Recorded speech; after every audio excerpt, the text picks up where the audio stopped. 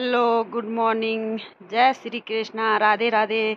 कैसे हो आप लोग? सब अच्छे होंगे, हम भी अच्छे हैं। आप लोगों का स्वागत है देवभूमि उत्तराखंड केदार घाटी, एक छोटे से गांव रेलगांव से। और आज की ब्लॉगिंग मैं 10 बजे से कर रही हूं और अभी तक बिजी थे। आप लोगों को केदार घाटी का मौसम भी दिखाते हैं आज का। और केदार घाटी का मौसम अच्छा है, सुहावना है, अच्छी धूप भी खिली हुई है और काले बादल भी लगे हुए हैं।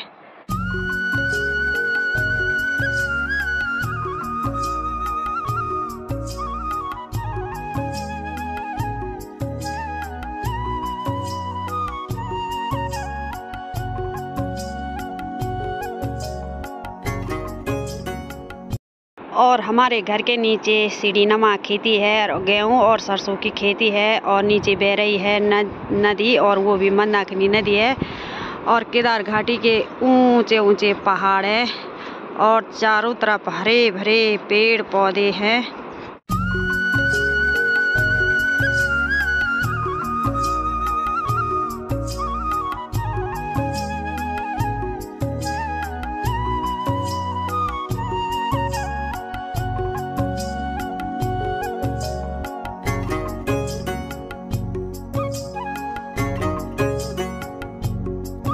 और यहाँ पर बना रखा था हमारा किचन, तो ये किचन में ऐसा हो गया है और अंदर से टीन है और इधर उधर मेरी बरसाती लगा रखी है। और यहाँ बाहर के चूल्हे पे जगा रखी आग, तो यहाँ पर बन रही है हमारी रोटी, वो भी राली रोटी, गेहूँ और कोदे की रोटी। तो पहाड़ों में चूल्हे की रोटी इतनी टेस्टी होती है। और बगल पर रखा है पानी का पतीला, उस पर हम नहाने के लिए पानी गर्म करते हैं और लकड़ी लगा रखी है। यहाँ पर है ये अरमी होता, इसी का साग बनेगा दिन के लंच में। तो ये बीज भी कच्चे हैं इस पर, तो ये मैंने पीस बना दिए हैं यहाँ पे। और अब हम चूल्हे में रखेंगे इसको। और यहाँ पर रखी है मेरी हल्दी, तो अब इस हल्दी को हम नीचे किचन गार्डन में लगाएंगे।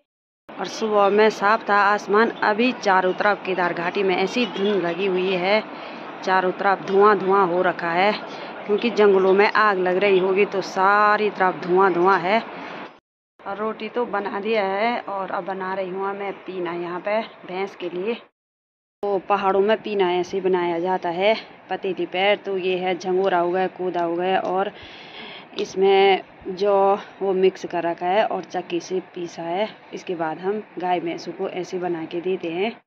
तो अभी पहुँच गई हूँ मैं किचन गार्डन में, और किचन गार्डन में बहुत सारा काम है हमारा। और हमने सुबह में नाश्ता किया और नाश्ते में बनाई हमने कोदा और गेहूं की रोटी, जिसको मनवा का आटा बोला जाता है पहाड़ों में, और मैगी बनाई, और मैगी में हमने सुबह का नाश्ता किया है। और अब बहुत सारा काम है किचन गार्डन का। पहले हम हल्दी लगाते हैं, आप लोग वीडियो में बने रहना कि पहाड़ों में कैसी लगाई जाती है हल्दी। तो हल्दी के जो अंगुले होते हैं वो लगाई जाती है, उस पर बहुत सारी हल्दी होती है, एक लगाया बहुत सारी हल्दी हो जाती है। तो पहुंच गए हम किचन गार्डन में। तो आज आप लोगों को यहाँ का व्यू भी दिखा। तो मैं जो खेती है हमारी सीढ़ीनुमा खेती रहती है पहाड़ों में, तो उसी के ऊपर है हमारी एक खेत, तो यहाँ पर आ रखी हूँ मैं। और खेतों में आजकल प्योली भी फूल गई है और चैत के महीने में बच्चे इन्हीं फूलों को डालते हैं। इतने सुंदर सुंदर फूल हैं प्योली के। और जो नदी के पार हैं वो पेड़, तो नीचे उस समय जिस समय आपदा आई तो बहुत सारे पत्थर थे, तो अब वो उतीस के पेड़ हो गए वहाँ बहुत सारे नीचे से, और पूरी किनारे और यहाँ तक। और कहीं लोगों का कमेंट था कि आपका गांव का नाम क्या है, तो हमारे गांव का नाम रेल है। और रेल केदार घाटी का एक छोटा सा गांव है जो नदी के पार बसा है हमारा गांव। तो 2-3 किलोमीटर पैदल का रास्ता है हमारे गांव में। तो अभी तक यहाँ कोई व्यवस्था नहीं है, जब कोई बीमार होता है तो एक डंडी में और खच्चरों में ले जाते हैं ऊपर रोड तक। तो ये समस्या है हमारे गांव में। बड़ी मुश्किल से यहाँ का पुल बनाया, पुल में भी ऐसे हंगामा हो गया, उस समय भी पटवारी आया यहाँ, तो तब बड़ी मुश्किल से पुल बनाया। तो हमारे गांव में भी ऐसे लोग हैं जो अभी तक कुछ नहीं करने दे रहे हैं। कैसे बढ़ेगा हमारा गांव आगे, क्योंकि ऐसे भी लोग गांव में भी रहते हैं।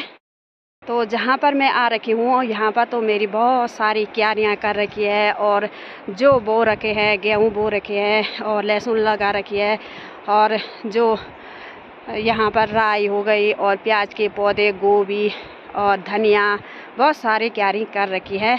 तो पानी की इतनी कमी हो गई है कि पूरी सूख भी गई है वो। और केदार घाटी में इतनी धुंध छा गई है कि चारों तरफ पूरा जैसे अंधेरा अंधेरा हो रखा है। तो पहाड़ों में भी अब ये चीज़ देखने को मिल रही है। पहले तो इतना क्लीन रहता था मौसम कि साफ चारों तरफ के नज़ारे इतने सुंदर और गजब के दिखाई देते थे। केदार घाटी के यही हैं जो ऊंचे ऊंचे पहाड़ियाँ हैं चारों तरफ, और इनके ऊपर गांव, बहुत सारे गांव बसे हुए हैं। और बीच में है ये केदार घाटी की रोड। तो यहाँ से 2 किलोमीटर ऊपर जाना पड़ता हमको, और वहाँ से तब 1 किलोमीटर मार्केट जाना पड़ता है। और ये रास्ता रहा हमारे गांव का ऊपर। यही घर है हमारा, जो 5 भाई लोगों का घर है। और यहीं पर ऊपर हमारा घर है, और नीचे ये पूरी गौशाला है। यहाँ तो 2-2 कमरे मकान के हैं और एक एक गौशाला है। तो इस घर पर आप पहले बोलते थे प्लेन्सों में बच्चे कैसे छोड़े, तो अब गांव में भी ऐसे हो गया है कि बच्चे कैसे छोड़े हम।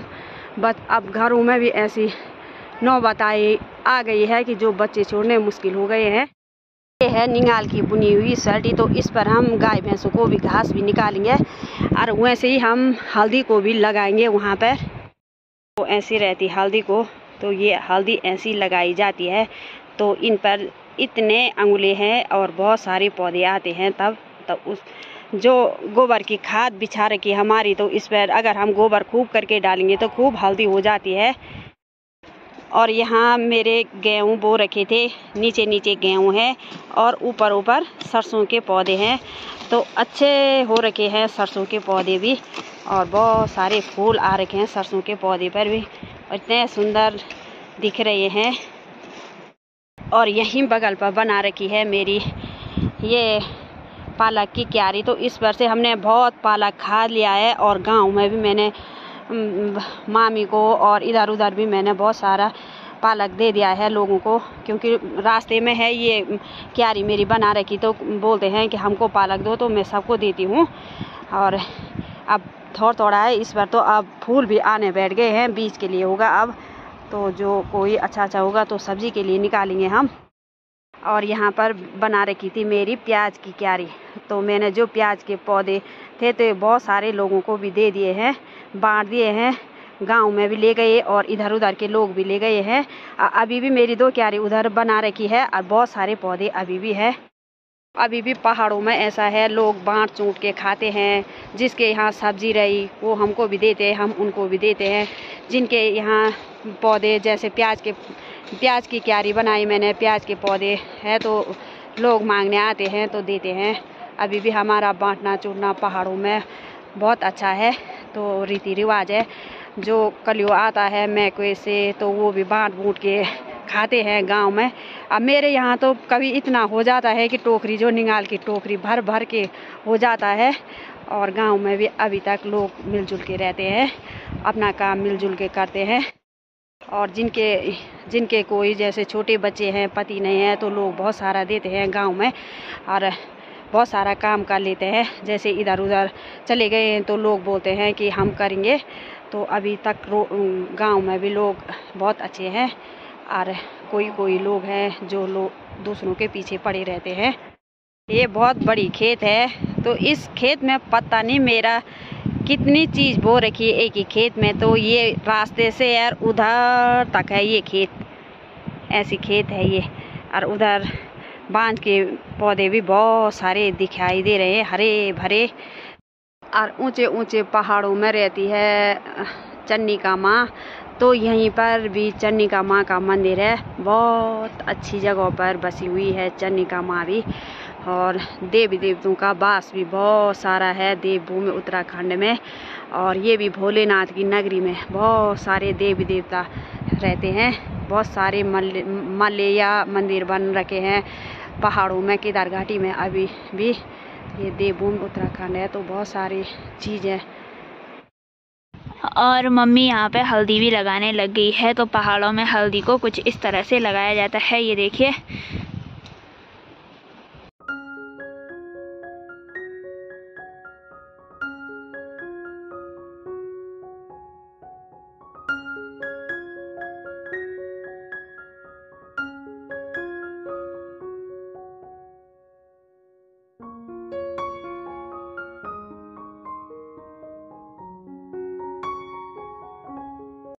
तो हल्दी तो हमने लगा दिया है, एक छोटा सा सगोड़ा बनाया हमने हल्दी का यहाँ पर। तो एक उधर बना रखा है मेरा, एक यहाँ पर बना रखा है। तो यहाँ पर हमने फिर हल्दी लगा दी है, एक बार निकाल के हल्दी और दूसरी बार लगा दी है। और 2-3 दिन के बाद हम 2-3 साल के बाद हम इस हल्दी को निकाल देंगे, तो आप लोगों को भी दिखाएंगे कितनी हल्दी होती। तो पहाड़ों का जीवन बहुत कठिन है। पहाड़ों में ऐसे खेतों में जो महिला करती हैं बहुत सारा काम, खेतों का काम भी करती है, जंगल का काम भी करती है, गाय भैंस भी देखती हैं, बच्चों को भी देखती है और मार्केट भी सारा सामान अपने आप लाती है। और जो पहाड़ों में मर्द रहते हैं वो केदारनाथ में कोई खच्चर चलाते हैं, कोई दुकान का अपने बिजनेस करते हैं। तो औरत सारा घर संभालती है पहाड़ों में। पहाड़ों में बहुत मेहनती रहती हैं औरतें, बहुत मेहनत करती हैं, सारी जिम्मेदारी लेती हैं यहाँ की महिला पहाड़ों की। और पहाड़ों का जीवन आसान नहीं है और इतनी उतार चढ़ाव करते हैं हमारे पहाड़ों में महिलाएं। और जहाँ भी जाना होता इधर उधर तो महिला चली जाती हैं अपने काम धाम पर भी, इधर उधर भी। और हमारे गांव में इस साल तो बहुत पानी की कमी भी हो गई है, क्योंकि जो हमने एटिना में जो टैंकी बनाई ऊपर में, वो टैंकी ख़राब हो गई है, पानी की टैंकी। तो उस पर बहुत सारी मिट्टी भी लगी हुई थी। तो अभी मिट्टी साफ की और उसके बाद नया पाइपलाइन बिछा रहे हैं। पहले तो हम ऊपर चट्टानों से पानी लगा रखा था, ऊपर ले गए पैपों को, चट्टान से पानी लगाया और फिर वो पानी की लाइन इस साल ख़राब हो गई है, तो दूसरी लाइन लग रही है पानी की। तो पूरे सगोड़े भी सूखे हो गए हैं यहाँ। और पानी भी जो हमारे पौधे लगा रखे थे यहाँ प्याज के पौधे तो पूरे ख़राब हो गए हैं। हल्दी तो हमने लगाई दी है, अब निकाल दूँ मैं घास। और लंच बनाने का भी टाइम हो गया है और अब चलते हैं घर। तो अब लंच भी बनाते हैं और लंच में क्या बनता है पहाड़ों में, तो आप लोगों को लंच भी दिखाएंगे। इस साल जौ की खेती भी ऐसी सूखी सी हो गई है, पूरे पीले पीले दिखाई दे रहे हैं जौ की खेती। तो बारिश नहीं लगी तो ऐसे पूरी सूख गई है जौ की खेती भी। और किचन गार्डन से घर आने के बाद मैंने लंच भी बना दिया, चावल तो बना दिया है। और जो कद्दू बोलते हैं तो पहाड़ों में अरमियत बोला जाता है इसको, तो अरमियत रखा है चूल्हे में। तो अब साग भी बनता है अरमियत। ये मेरे नीचे बरंदे में रखे थे, इसका साग बनेगा। ये चूल्हे में रखे हैं मेरे पतीली पे। और लंच भी बना दिया है मैंने। लंच में बनाया है कद्दू का साग हो गया और चावल हो गया। पहाड़ी लोग ज़्यादा करके दिन में चावल ही खाते हैं और शाम सुबह रोटी खाते हैं। तो पहाड़ों में आज खाली दिन में लंच में बनता है चावल और साग, जो भी साग होगा तो ऐसे में चावल खाते हैं। तो अभी मैं अपने गैस वाले किचन में भी आ गई हूँ और अब रात का डिनर भी बनाते हैं, क्योंकि बाहर पूरा आसमान पैक हो रखा है। और अब गौशाला के बाद काम भी करते हैं वैसे ही, और वैसे ही डिनर की तैयारी भी करते हैं। और आज की वीडियो को मैं यहीं पे एंड करती हूँ। आपको ये वीडियो पसंद आई तो लाइक करें, कमेंट करें, अपने दोस्तों के साथ शेयर करें। तब तक लिए जय देव, जय उत्तराखंड, बाय बाय। मिलती हूँ अगली वीडियो पर। तब तक लिए स्वस्थ रहें, मस्त रहें और अपना ख्याल रखें।